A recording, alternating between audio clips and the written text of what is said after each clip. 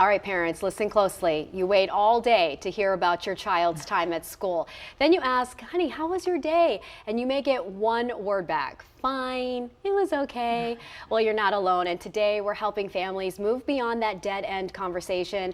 Child psychologist Dr. Ashley Maxie-Moreman from Children's National is back with us to help us navigate this topic. Why doesn't how is your day or how was your day get us anywhere far? Yeah, it sort of just feels like the compulsive "how are you" that most people ask, and we typically respond with good or fine. And so I think asking a more intentional question that's specific, that helps reduce the mental fatigue of like sifting through all the events that they could talk about, can be really helpful for kids. So when is the best time to actually start that conversation? Because I would think after a long day at school, you're overstimulated, you just need time to decompress, just like we do.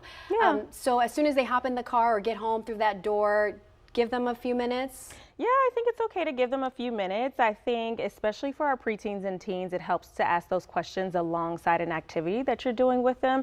It could be driving in the car if that feels like a natural relaxing time for your teen. It could be when you're taking a walk together later that evening. So I really think about your specific kiddo and think about an activity you could do with them to have these conversations. Okay, so help us out. What are some specific pinpointed questions that we can try on our children? Yeah, you want the questions to be specific to inspire some storytelling. So it might be something like, what was everybody talking about at school today? I think it's a really good one for preteens and teens. It could also be like, what were the vibes like at school? I wouldn't use that word if it's not already in your vocabulary because it won't feel authentic. Oh, Mom, you're so uncool. Yeah, but I think questions that are specific, that help kids to sort of like filter what they're going to talk about already without having to do that work themselves will be helpful to get the conversation started. Okay, so we see also here what's something new that you tried or learned. That's always good. Yeah. And I also think, this is so good because I have learned over the years that in order to open the door and get a little more is to really get specific down to who did you sit next to at lunch? Yeah. What is she up to? What sport is she playing? I mean, just really kind of peppering them with questions.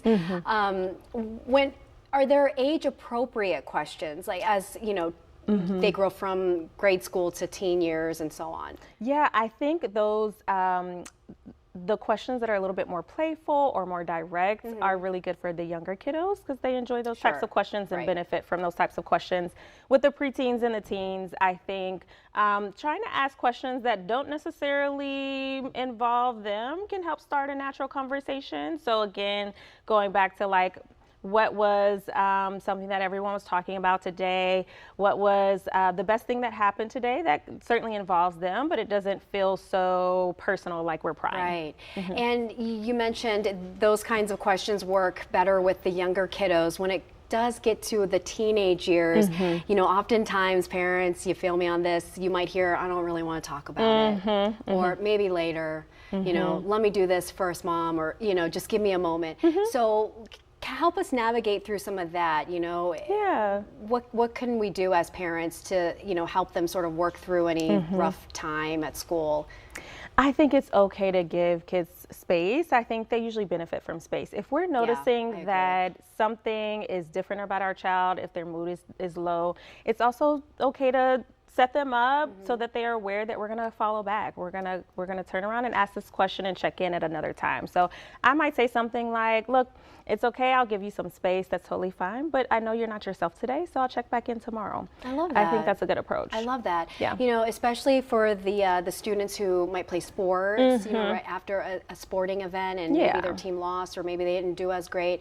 I feel like that tends to work, just to give them a minute to decompress and kind of sort through, and you can see them in the rearview mirror. They're processing it too. Exactly. And sometimes they just don't have the words yet. Yeah. Okay, well, great tips. Thank you so much, Dr. Ashley Maxie-Moreman from Children's National. We appreciate you.